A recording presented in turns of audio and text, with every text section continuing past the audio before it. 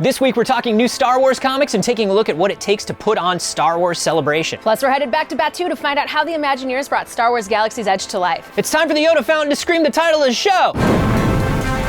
This is the Star Wars Show. From the Lucasfilm headquarters in San Francisco, here's your hosts, Andy and Anthony. Hello and welcome to the Star Wars Show, a Star Wars show that is officially campaigning to make the remaining 6 months in 2019 the year of Kitster. We're talking billboards, television ads, banners attached to airplanes flying over sporting events. Soon the world, and hopefully toy manufacturers, will know that Kitster is the Star Wars character fans want to celebrate. Or at the very least, get a Black Series figure that whips high fives. You squeeze the legs and it... Anyway, until that time arrives, let's see what's in the news. Marvel Star Wars is beginning a new era next month when the creative team of Greg Pak and Phil Noto take over the reins. The new arc, called Rebels and Rogues, reveals what happens to Darth Vader prior to his hunt for Luke Skywalker, as seen in The Empire Strikes Back. The story will also find Han and Leia going undercover, Chewie and 3PO teaming up, as well as Luke and R2 facing off against the Executor in a lone X-Wing. Star Wars 68 hits shelves on July 10th, but if you want your first look at the interiors right now, head over to starwars.com/SWS. And speaking of Marvel, 4 new covers for Star Wars Age of Resistance were just revealed as well. The 4 different one-shot comics feature Rey, Kylo Ren, Supreme Leader Snoke, and Rose Tico. A new one-shot will be released every week throughout the month of September, each written by Tom Taylor with art by Leonard Kirk and Roman Rosanas, with covers by Phil Noto. For more, check out starwars.com/SWS. Finally this week, Star Wars Celebration Anaheim tickets go on sale this Friday at starwarscelebration.com. And while we may be 434 days away from the event, there is one person here at Lucasfilm who has been planning it since before the doors even opened in Chicago. In fact, let's take a look at his story right now. No one knows who I am or what I look like. So when I have these interactions with people, it's completely genuine. Maybe this is going to change things. My name is Esti Meza. I'm the senior event manager at Lucasfilm.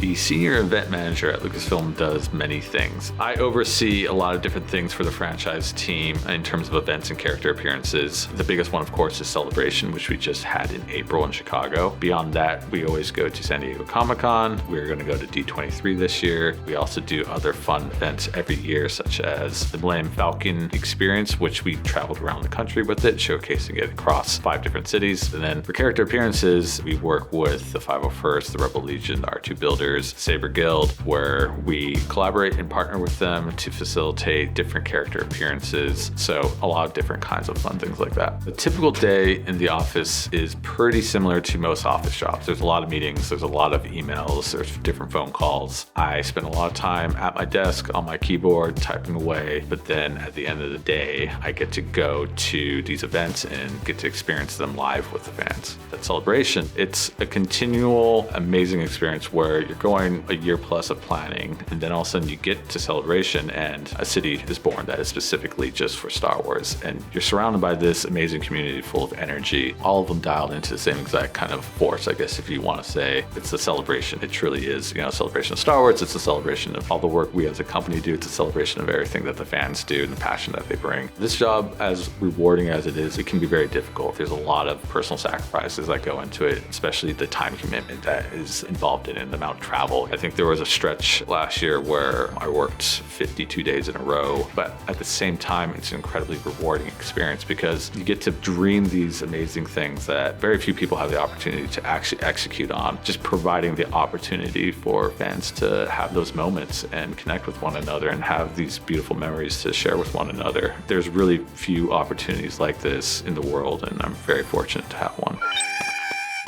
Hey everyone, Brian Kessinger here. I'm an author and illustrator and very excited to be a part of an upcoming book called Star Wars Droid Tales. C-3PO does not like sand. And today I'm going to actually draw 2 of my favorite characters, R2-D2 and BB-8, and let's see what kind of mischief they can get into.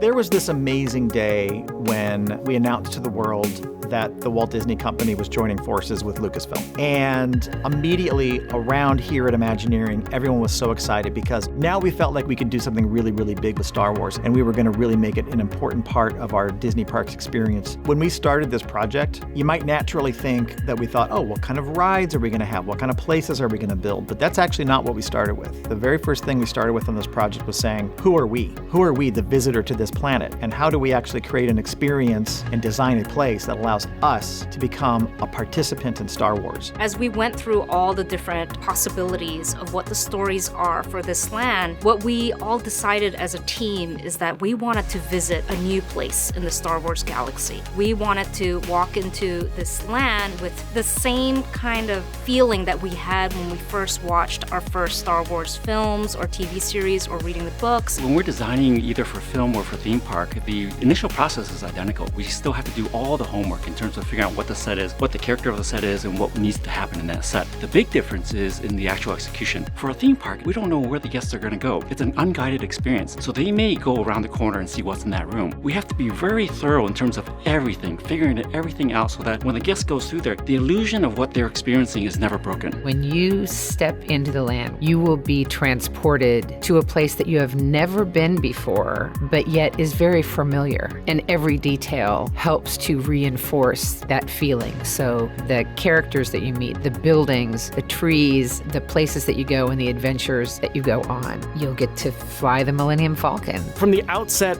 of the creation of Star Wars Galaxy's Edge, we always knew that we had to deliver an experience based around the Millennium Falcon. We know just how important she is as a character in the universe of Star Wars, and what an amazing opportunity to give our guests the ability to not only see the Millennium Falcon, but actually get the opportunity to control, to be part of a flight crew, taking the reins of the fastest hunk of junk in the galaxy. That moment that guests get to walk in the park for the first time, and they finally get to step foot into the Star Wars that they've always had in their mind, that they get to have that moment where like, I'm finally here, it's finally a real place, I can touch it, I can smell it, I can experience it. That's what's exciting, that's what's rewarding for us as Imagineers and designers, and I think the team has done an amazing job. Watching the Star Wars show.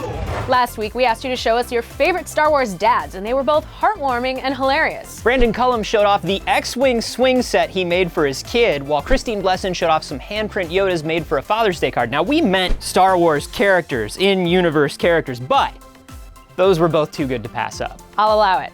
Catitude nominated Click Clack for taking care of the last Geonosian egg. Rhino1343 said Admiral Versio because of his statue in his capital city. And Matt Turi said Chewbacca because he did anything and everything to get home for Life Day. Plus, Marco DeAndrea gave us a shout out to Jabba, and Bobby Lynn gave his vote to the father of the clone army, Jango Fett. But there was one Star Wars dad that was blowing up the competition. No. His face was literally exploding all over the hashtag. No. And that dad is the one and only Bail Organa. Thanks to everyone who participated, and as always, remember to like the video, subscribe to the channel, follow us on Twitter, Facebook, and Instagram, and remember to chew your food at least 32 times before swallowing. Thanks for watching, and may the Force be with you. This may be the first and only time I've ever been serious on this show. What if it's no soup? more and no less than 32 times. Even soup?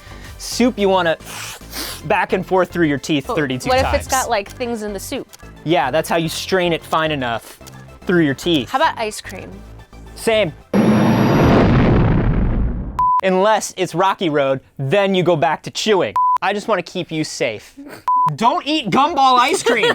It stays in your belly for 42 years. That is a lie. It's a 100% truth. On season 2, a big Science X and goes, Star Wars.